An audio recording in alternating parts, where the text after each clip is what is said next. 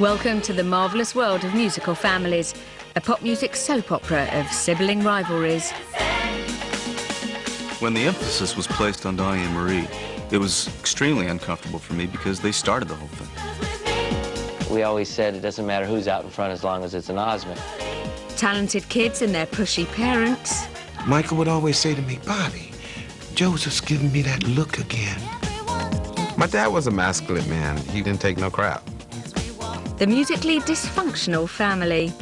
There I would be with 10-year-old kids who can't play. We were Milli Vanilli before they were. Brothers in triumph and brothers in tragedy. Music Keith was massive. The coroner said he died of a heart attack. Brothers and sisters from another planet. I'm part male, part female. We were always different. There was something different about our family. And of course, all good, clean fun. They spat outside our dressing room as they were going past. The door was open. They just spat on the floor outside our dressing room.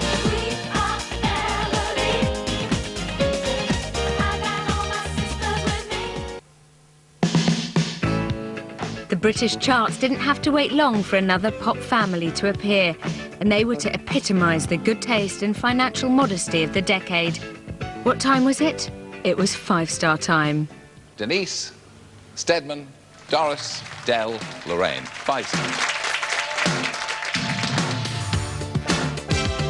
The Pearson family, 3 Essex girls and 2 Essex boys, were Britain's reversion of the Jacksons. I've been holding out on you. I've been taking it slow and tough, 'cause you got a reputation. They got their big break when another act pulled out of a TV appearance and they had to race from Romford to that palace of afternoon delight, Pebble Mill. Reaching for you. And my love. And then before I know it, we were on stage at Pebble Mill, and it was scary, absolutely scary. You know, the producer come to me and says, "By the way, the switchboard is completely jammed with calls. You know, we never seen this for a very, very long time." The phones were jammed. Who is this group? Where did they come from? We were just smiling. We were happy. It wasn't like, oh my God, we're going to be famous.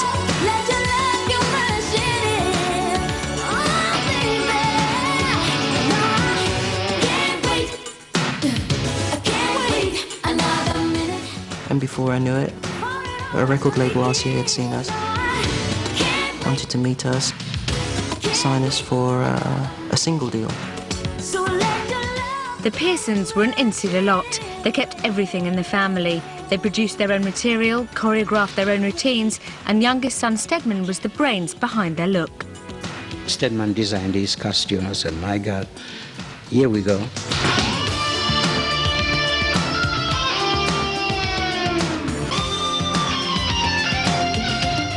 We had little butt flaps at the back and big American football shoulders. At the time we loved to watch Dynasty and Dallas.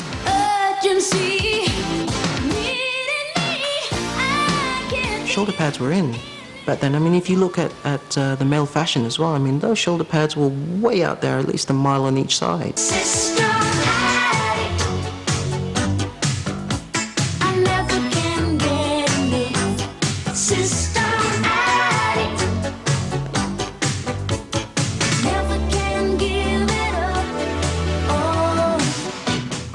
The other cornerstone of the look, the 5-star Dynasty, was built on a foundation of foundation.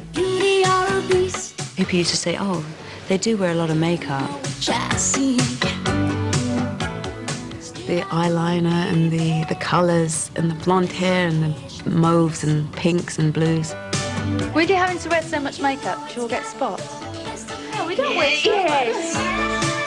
And it wasn't just the girls who slapped it on. I still wear makeup, and I love wearing it for TV. I like creating a look with makeup. He enjoys wearing makeup.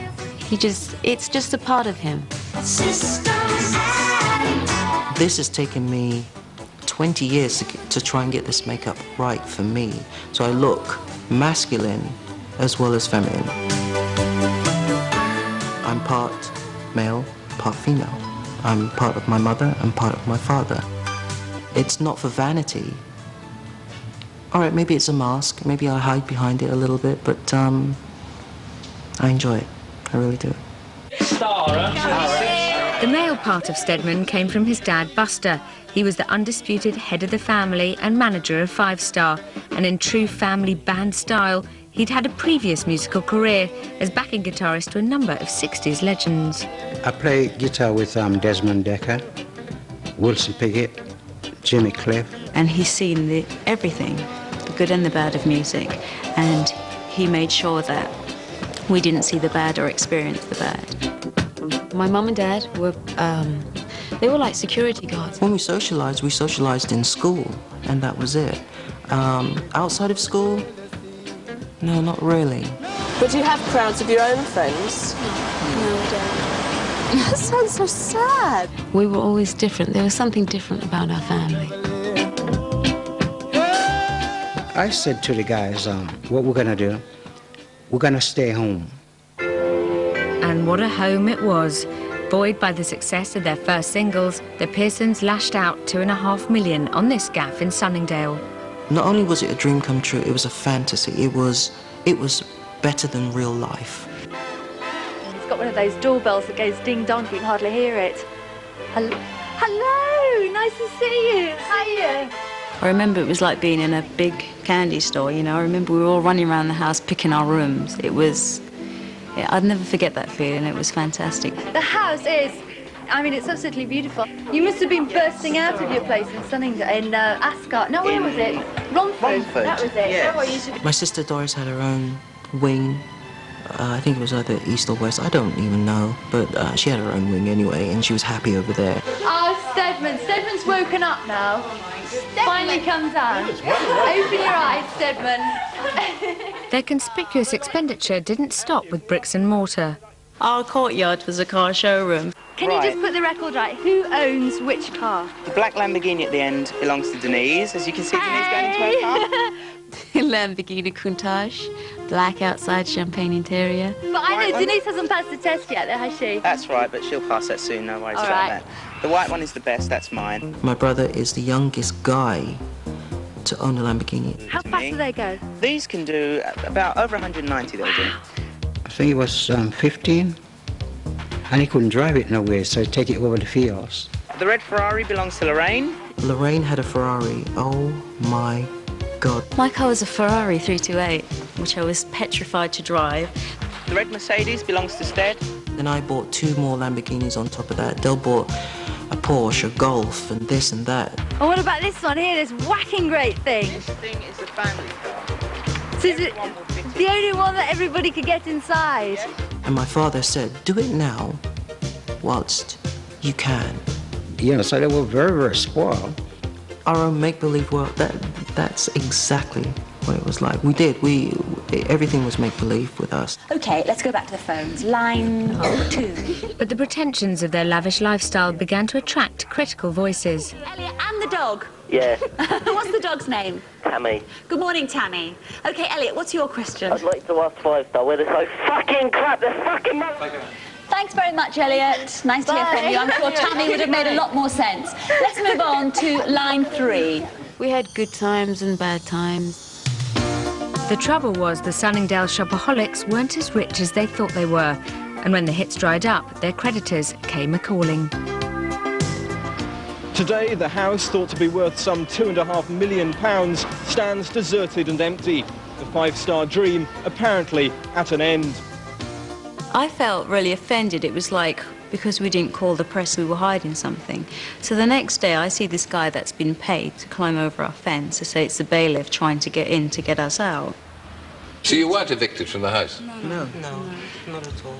You left of your own accord? There weren't any bailiffs that turned up at our house at all. There was no repossession, no. There were no repossessions of any of our things. I represent the mortgage company. We repossessed the house yesterday.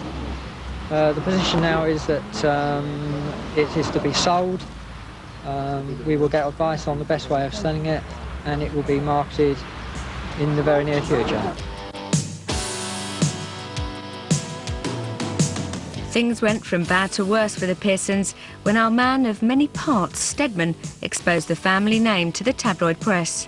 This is the fall of 5 Star. Stedman was caught in the public toilets doing the naughty.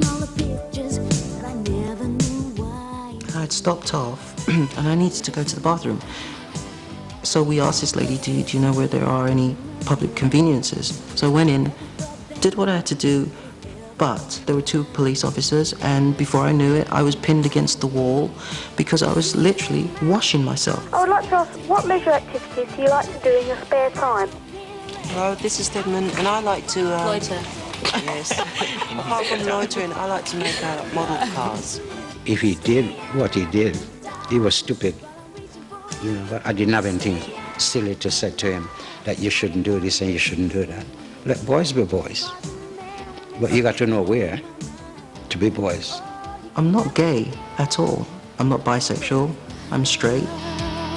And before you know it, I'm in the press and we've taken off to America because of my shameful act.